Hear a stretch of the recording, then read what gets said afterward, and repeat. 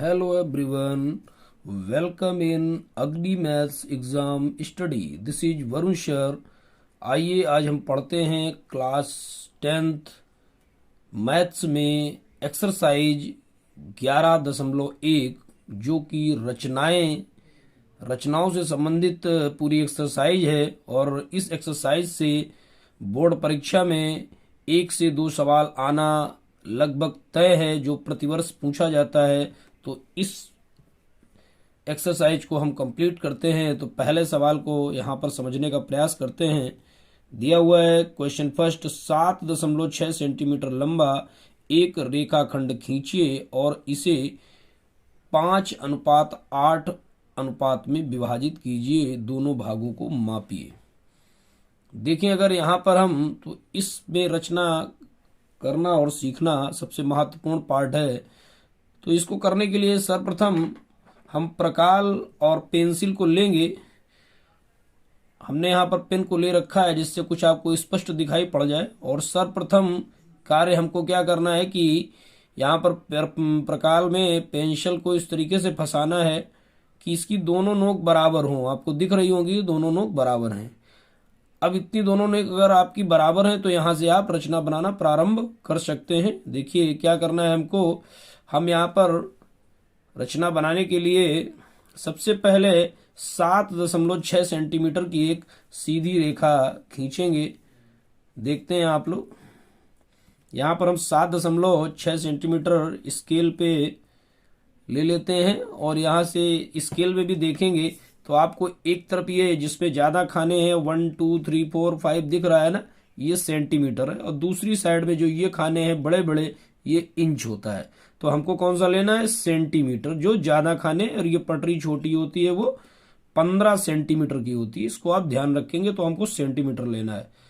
अब इसको हम मापना प्रारंभ करते हैं। यहाँ पर देखिए पटरी को मैंने ले लिया है और लेने के बाद हम 7.6 सेंटीमीटर, इसका मतलब है कि लगभग सीधी पटरी होनी चाहिए यहाँ पर।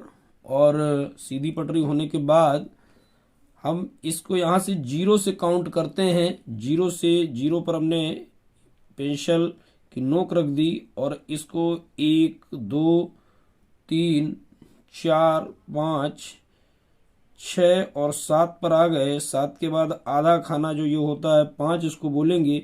और एक लाइन और हमको चलना है, एक लाइन और। तो इस तरीके से हमने एक लाइन ये कंप्लीट कर ली। देख सकते हैं आप लोग यहाँ पर। तो ये 7.6 सेंटीमीटर की एक रेखा मैंने खींच ली। अब इसका एक नाम कोई भी हम दे देते हैं। अगर इसका नाम हम यहाँ पर दे देते हैं हम AB। इसका नाम मैंने दे दिया A और इधर नाम दे दिया B। अब AB लाइन हो गई। अब इसके बाद हमको क्या करना है, यहाँ पर एक न्यून कोण लेना होता है। न्यून कोण क्या होता है, जो 0 से बड़ा हो और 90 से छोटा हो। तो इस तरीके से कोई भी हमें एक कोण ले लेना है, न्यून कोण, जो 0 और 90 के बीच में हो। हम यहाँ से पटरी इस तरीके से रखेंगे कि कोई भी न्यून कोण एक बन जाए। और इसमें चाप हमको लगाने हैं 5 और 8 13। इस तरीके से पटरी हमने रख ली यहाँ पर। और ये एक न्यून कोण हम ले लेते हैं। इतना यहाँ से हमने न्यून कोण ले लिया।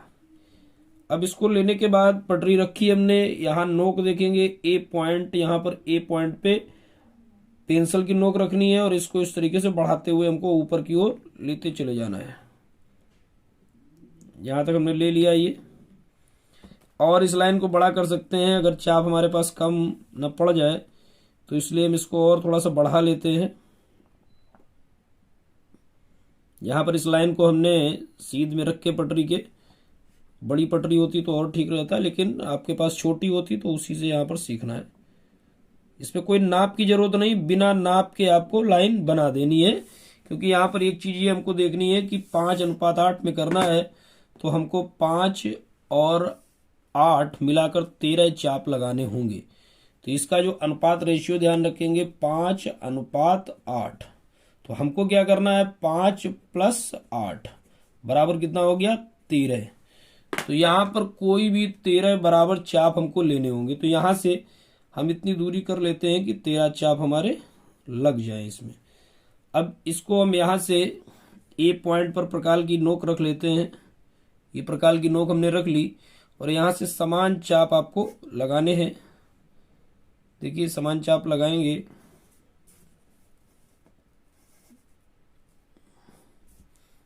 एक ये चाप हो गया, फर्स्ट चाप उठा के यहाँ पे रख लिया प्रकार की नोक, और ये हो गया सेकेंड चाप, फिर प्रकार की नोक उठा के यहाँ पे रख ली, ये हो गया थर्ड चाप, और ये हो गया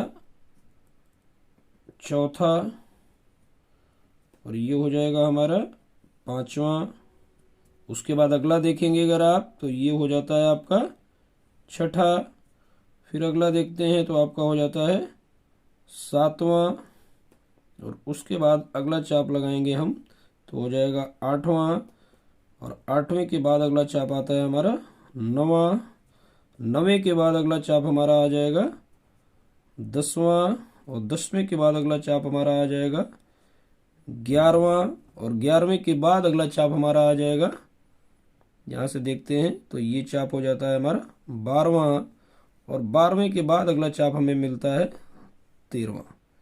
तो इस तरीके से हमने 13 बराबर चाप लगा लिए, बिल्कुल दिख रहे होंगे आपको। और इनके नाम अगर हम डाल देते हैं तो ये, और इस रेखा का नाम कोई भी दें तो अंतिम पॉइंट को एक्स दे सकते हैं, इसका नाम एक्स वाई कुछ भी दे सकते हैं, कोई निश्चित नाप नहीं इसकी। और ये हम दे देते हैं A1 और A2, A3, A4, A5, A6, A7, A8 और A9, A10, A11, A12 और A13।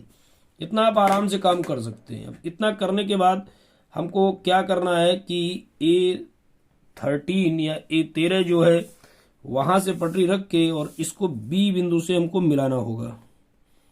इसको यहाँ से B पॉइंट को देखें और हमको देखना है A13 को। इन दोनों पॉइंटों को देखते हुए यहाँ से इस तरीके से पटरी रखेंगे कि दोनों पॉइंट को स्पर्श करना चाहिए, और इसको यहाँ से मिला देते हैं।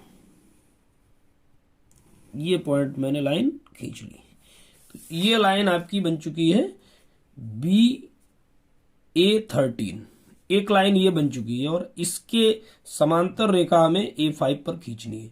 अब यहां पर एक सबसे बड़ी चीज यही होती है जहां पर बच्चों को दिक्कत आती है। इसको ध्यान से आप देखेंगे, थोड़ा सा चाप इस तरीके से ले लें जो नाप में दिक्कत ना हो।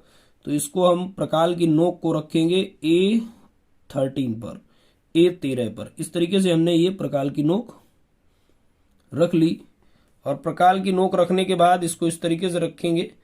ये आप देख सकते हैं यहाँ पर, देखिए A13 पर रखी है प्रकार की नोक। और पेंसिल को हमको क्या करना है, पेंसिल को थोड़ा सा यहाँ पर इस तरीके से रखेंगे। पेंसिल को हम यहाँ से त्रिभुज में इस तरीके से एक चाप लगा देंगे। ये चाप मैंने लगा दिया, शायद आप लोग देख पा रहे हो, ये चाप लगा हुआ है। अब इसी प्रकार की नोक को उठाकर हमको ले चलना है A5 पर। A5 पर हमने प्रकार की नोक रखी और वही चाप हमने इसी भुजा पर AX पर रखते हुए और इधर बढ़ा दिया, किधर, B की ओर। ये चाप मैंने लगा दिया, शायद आप लोग देख पा रहे होंगे। ये चाप मैंने लगाया है, इधर से आप लोग देख पाएंगे, ये दिख रहा होगा। मैंने इस लाइन पे रखा और इधर इसकी ओर बढ़ा दिया, ठीक है। अब क्या करना है, कुछ नहीं करना है, यहां से इसको नापना है। ऊपर वाला अगर आप नापते हैं तो ये देखिए कितना है, यहां से देखिए ये थोड़ा ज्यादा है, इसको कम कर लेते हैं। ये मैंने कम कर लिया और इस लाइन पे मिल रहा है, इस लाइन पे मिल रहा है। तो इसको क्या करेंगे, हम उठाकर यही दूरी लेकर प्रकार की नोक हमको रखनी कहां पर, जहां पे इस चाप ने काटा था, जहां इस लाइन पे काटा था, इस लाइन पर प्रकार की नोक रख लेनी है आपको। यहां से ये देख सकते हैं आप लोग, ये देखेंगे यहां पर,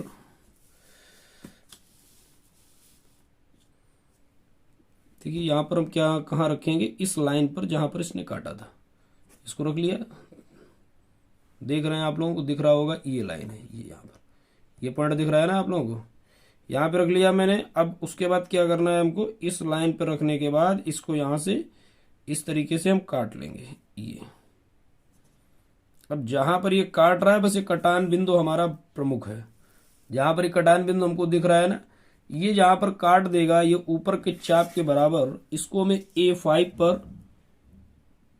A5 को ध्यान में रखना है और इस कटान बिंदु को, दो चीजों को ध्यान में रखना है और इसको हमें यहां पर AB रेखा पर मिलाना है। ये देखिए यहां से हम इस तरीके से मिला सकते हैं, इसको यहां से लिया और AB रेखा का ये पॉइंट जहां पे काट रहा है ये पॉइंट हो गया और इसको यहां से इस तरीके से हम मिला सकते हैं। ये पॉइंट कोई हमको एक लाइन प्राप्त हो गई है, इसका नाम हम दे सकते हैं C। अब C बिंदु जो आ गया ये इस रेखा को 5:8 में विभाजित करता है। यहां पर जो लिखेंगे बिंदु C, यहां पर जो प्राप्त हो गया हमको लिख देंगे कि बिंदु C रेखा AB को 5:8 में विभाजित करता है। ये पूरी रचना का सारांश आपका हो चुका है। पॉइंट आप लिख सकते हैं, मैं एक बार मैं बता रहा हूं, पुनः आप देखेंगे सवाल पूरा दिया हुआ है। सर्वप्रथम हमको क्या करना है, सर्वप्रथम आपको एक AB रेखा खींचनी है। AB के बाद एक न्यून कोण कोई भी लेना है जो 0 से बड़ा हो और 90 से छोटा हो। एक रेखा AX खींच लेनी है। उसके बाद आपको क्या करना है, उसके बाद आपको यहाँ पर 5:8 में विभाजित करना था, तो हमने 5 और 8 को जोड़ा तो 13 हो गए और 13 चाप हमने समान लगा लिए यहाँ से, जिनका नाम A1 से लेकर A13 तक हो गया। अब A13 को उसके बाद आपने यहाँ से B से मिला दिया। उसके बाद क्या किया, A13 से प्रकाल की नोक रखी और एक चाप लगाया और उतना ही चाप हमने उठाकर A5 से लगा दिया। फिर इसको हमने नाप लिया, जितना ये चाप हुआ उतना ही चाप हमने इधर से यहाँ पर प्रकाल की नोक रखी A5 पर और इधर से पेंसिल रखी और जहां पर कटा उसको हमने काट दिया और इसको यहाँ से मिला दिया, जिससे ये रचना हमारी कंप्लीट हो गई। तो इसी क्रम में हम आगे बढ़ते हैं, देखते हैं क्वेश्चन नंबर 2 को भी मैंने नोट किया है, जो एक अच्छा सवाल है, समझने का प्रयास करते हैं। देखिए इसको सॉल्व करते हैं। क्या बताया हुआ है यहाँ रचना में कि 4 सेंटीमीटर, 5 सेंटीमीटर, 6 सेंटीमीटर भुजाओं वाले एक त्रिभुज की रचना कीजिए और फिर इसके समरूप एक अन्य त्रिभुज की रचना कीजिए जिसकी भुजाएं दिए हुए त्रिभुज की संगत भुजाओं की 2/3 गुनी हों। अब इस स्थिति में हमको क्या करना है कि एक त्रिभुज बना लेना है जिसकी भुजाएं 4, 5, 6। तो हम सबसे बड़ी भुजा को आधार मान लेते हैं। तो सबसे बड़ी भुजा हमको 6 सेंटीमीटर दिख रही है, तो हमने 6 का एक सीधी रेखा यहां से खींच लेते हैं। पटरी पे दिख रही होगी आप लोगों को, सीधी पटरी है, सीधी रखनी है सबसे पहले। तो अब 0 से 6, तो 0 से हमने ये ले लिया और स्टार्ट करते हैं यहाँ से 1, 2, 3, 4, 5 और 6 पॉइंट हमको मिल गया। इस तरीके से सभी लोग आराम से 6 सेंटीमीटर तक की एक रेखा खींच सकते हैं। अब ये रेखा खींचने के बाद इसका नाम डाल देते हैं कोई भी। अगर इसका नाम हम BC डाल देते हैं, ये पॉइंट हो गया हमारा B और ये पॉइंट हो गया हमारा C। अब BC पॉइंट हो गया। BC के बाद हमको क्या करना है, इसमें भी त्रिभुज की रचना करनी है। एक है 4 सेंटीमीटर, तो हम एक तरफ से 4 ले लेते हैं, यहाँ इसमें नाप लेते हैं 4। ये आप देखेंगे 4 पर हमने प्रकाल की नोक रख ली और इसको हमें पेंसिल को 0 तक ले जाना है। तो 0 से 4, ये 4 सेंटीमीटर हो गई। इसको B बिंदु से हम चाप लगा देते हैं। B बिंदु पर हमने प्रकाल की नोक रखी, ये B बिंदु हो गया हमारा और एक चाप हमने यहां से इस तरीके से लगा दिया। ये चाप हमारा हो गया। अब C बिंदु पर हमको 5 सेंटीमीटर रेखा लेनी है, तो हम इसको थोड़ा सा बढ़ा लेते हैं और नाप लेते हैं। यहाँ पर देखिए पटरी पे नापते हैं, यहाँ पर 5 पे प्रकाल की नोक रखी, ये थोड़ा सा कम है, इसको बढ़ा लेते हैं इस तरीके से। ये देखिए 0 पर आ गया है हमारा। अगर ये 0 पर आ गया है तो ये आपका 5 सेंटीमीटर रेखा हो गई। इसको क्या करना है, हमें प्रकाल की नोक कहाँ रखनी है, सी बिंदु पर। सी बिंदु पर प्रकाल की नोक रख ली और इस चाप को हम काटते हैं। देखें जहां पर काटेगा तो हमको बिंदु मिल जाएगा ए बिंदु। अब इसको क्या करना है, हमको इस पटरी से लेके मिलाना है। जहां पे काट रहा है वहां पर देखिए इस तरीके से रखेंगे कि प्रकाल की कटान बिंदु जो ये आपका है यहां से बी पे मिलना चाहिए। चेक कर लेते हैं, इधर भी ये पॉइंट है, इधर ये पॉइंट, मिला देते हैं दोनों को। इस तरीके से ये हमने मिला दिया और ऊपर भी इस कटान पॉइंट को जहां पे प्रतिच्छेद कर रही हैं दो रेखाएं, सी बिंदु से मिला लेंगे हम। ये सी बिंदु हो गया, इसको हमने यहां से इस पे मिला दिया। तो ये अगर आप देखें तो हमको मिल चुका है बिंदु ए बिंदु हमको मिल गया। अब करना क्या है, यहां पर करना हमको 2/3 गुनी हो। सबसे इंपॉर्टेंट जो पॉइंट है, किसी त्रिभुज की रचना करनी, एक समरूप त्रिभुज की रचना करनी है जिसकी भुजाएं दिए हुए त्रिभुज की संगत भुजाओं की 2/3 गुनी हो। जो संगत भुजाएं हो इसकी 2/3 गुनी। ये अब यहां पर जब हर का मान अधिक होगा तो आपको क्या करना पड़ेगा, भाग दे रहे हैं तो इससे छोटी चीज बनेगी, तो इसके अंदर एक त्रिभुज बनेगा, छोटा त्रिभुज। तो आप क्या इसमें भी क्या करना है कि नीचे एक आपको न्यून कोण लेना है। क्या लेना है, न्यून कोण। न्यून कोण के लिए भी वही प्रोसेस है, 0 से 90 के बीच में लेना है। तो यहां से बी बिंदु से हम पटरी इस तरीके से रखते हैं और एक न्यून कोण बना लेते हैं। कोई भी नाप की जरूरत नहीं है, कितना होना चाहिए अंदाज से आप बस दिखना चाहिए। यहां से एक रेखा हमने नीचे की ओर खींच ली, ये रेखा हो गई हमारे पास। इसका नाम नीचे कोई भी आप दे सकते हैं, BX नाम हमने दे दिया इसका। अब इस पे भी क्या करना, 2:3। तो बड़ी संख्या क्या है, 3। तो हम 3 चाप ले लेंगे, किधर, नीचे की ओर। इसमें 3 चाप हम ले लेंगे नीचे की ओर। 3 चाप प्रकाल की नोक रखेंगे बिंदु बी पर। बिंदु बी पर प्रकाल की नोक हो गई हमारी, ये रख लिया मैंने। और एक चाप पुनः इस पे रखा प्रकाल की नोक, और ये दूसरा चाप हो गया और पुनः इस कटान बिंदु पे रखा, और ये हो गया हमारा तीसरा चाप। इस तरीके से 3 चाप मैंने लगा दिए। इनके नाम डाल देता हूं मैं, B1, B2 और B3। इस तरीके से 3 नाम हो गए। अब आपको क्या करना है, यहां पर आपको इससे छोटा त्रिभुज बनाना है। ये ध्यान रखना है कि नीचे हर अधिक है। जब हर अधिक होगा तो हमें इसको सीधे B3 को C से मिला देना है। B3 को C से मिला देना है। हम इस कटान बिंदु को देखते हैं और B3 को C से मिलाने का प्रयास करते हैं। यहां पर रखा और इसको सीधे हम B3 को C से मिला देते हैं। अब हमको क्या करना है, इसके समांतर रेखा एक B2 पर खींचनी है। ये कैसे खींचेंगे भाई, इसको खींचने के लिए वही प्रोसेस है हमारे पास कि हमको यहां पर B3 पर एक चाप लगाना है। इसको थोड़ा छोटा कर लेते हैं। एक चाप लगाना कोई भी ले सकते हैं, छोटा बड़ा, इतना बड़ा ले कि नाप आराम से हो जाए। तो थोड़ा सा और छोटा कर ले, इतना ठीक है।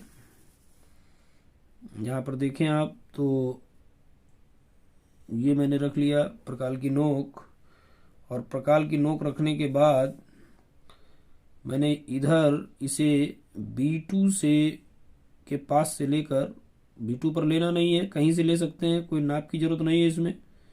ये मैंने इधर से यहां तक मिला दिया। अब जितना चाप ये आपने लगाया है इसको उठाकर B2 पर प्रकाल की नोक पुनः रख लेना है।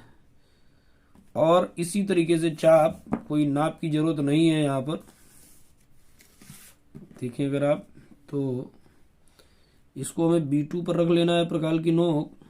B2 पे रखा मैंने, और B2 पे रखने के बाद यहां से इसको मैंने इधर मिला दिया, ये मिल गया मेरा। अब क्या करना है भाई, मुझे इस चाप को नापना है, ये चाप कितना है। इस चाप को अगर नापेंगे आप तो कैसे नापेंगे, दोनों साइड में, एक साइड में प्रकाल और एक साइड में पेंसिल, इसको थोड़ा सा बड़ा कर लेते हैं।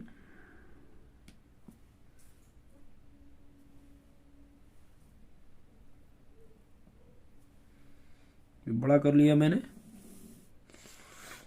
इसको मैंने नाप लिया यहां से, देखें आप, ये इस तरीके से यहां पर है, इसको लाके इधर रख लिया। अब ये जितना नाप था मैंने इसी को उठाकर जहां पर काटा था यहां पर प्रकाल की नोक रख ली, इस कटान बिंदु पर, जहां पर ये रेखा से स्पर्श कर रहा है, आप लोग देख सकते हैं इस तरीके से, ये रेखा पर स्पर्श कर रहा है यहां पर, इससे मुझे रखना है यहां पर, ये आप रख पाएंगे ना आराम से। और इसको देखेंगे कि इसको आपको काटना है,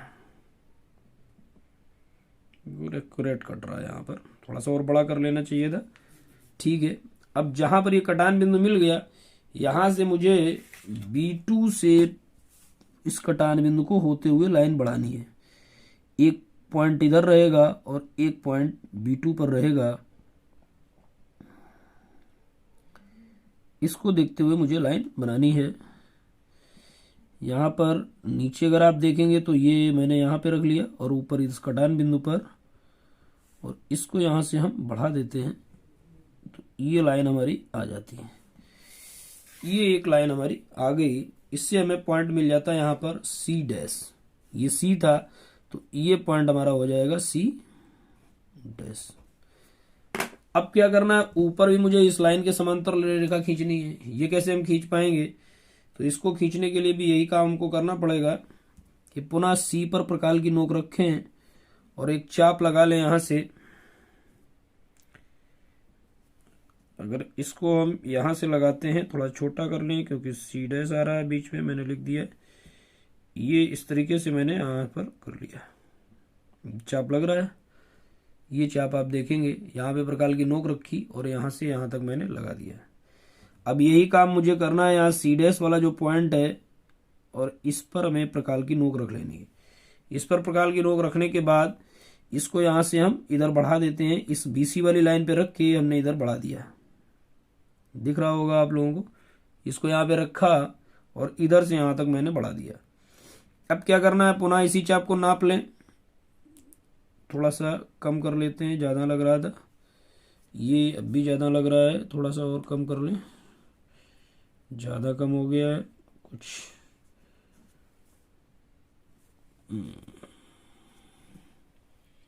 चाप जो है कि बिल्कुल बराबर होगा तभी समांतर रेखा हो पाएगी। ये यहाँ पर मैंने चाप लगा लिया, देखें आप, ये नाप मैंने इतनी ले ली, दोनों तरफ मिल रहा है, एक तरफ प्रकाल एक तरफ पेंसिल। अब इसको मुझे लाकर इस जहाँ पे चाप काटा था यहाँ पर प्रकाल की नोक रखनी है, और रखने के बाद इसको यहाँ से इस तरीके से हम मिला देंगे। ये देखिए जहाँ पर काट रहा है इस तरीके से आप देख सकते हैं, यहाँ प्रकाल की नोक रखनी है इस लाइन पर मुझे, और ऊपर पेंसिल से इसको काटना है। अब जहाँ पे कट जाता है यहाँ से कटान बिंदु को लेना कहाँ से है, जो ये रेखा आई थी इस रेखा से स्टार्ट करना है, और कटान बिंदु को देखना है हमको। कटान बिंदु कहाँ पर है, ध्यान से देखेंगे तो ये पॉइंट एक तो यहाँ पर से मुझे स्टार्ट करना है, और कटान बिंदु यहाँ पर मुझे दिख रहा है, ये रहा कटान बिंदु। तो इन दोनों से होती हुई रेखा मुझे बढ़ानी है, तो ये मैंने रेखा यहाँ से बढ़ा दी। ये आप जब मैंने रेखा बढ़ाई तो यहाँ पर मुझे बिंदु मिल गया, ये बिंदु था हमारा C', और यहाँ पर ये बिंदु आ गया हमारा E'। तो ये रेखाएं सारी, ये रेखा थी आपकी कितनी, 6 सेंटीमीटर की, यहाँ से यहाँ तक पूरी, और यहाँ पर ये रेखा थी आपकी 4 सेंटीमीटर की, ये 4 सेंटीमीटर थी आपकी, और इधर रेखा ये वाली जो थी ये थी 5 सेंटीमीटर की, ये स्टार्टिंग में आपने खींची थी।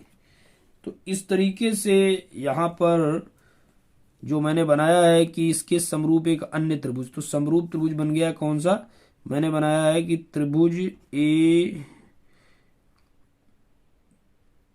ए बी सी के समरूप बना है त्रिभुज ए डैश बी सी डैश। ये इस तरीके से आपका त्रिभुज तैयार हो जाता है, ए बी सी के समरूप ए डैश बी सी डैश।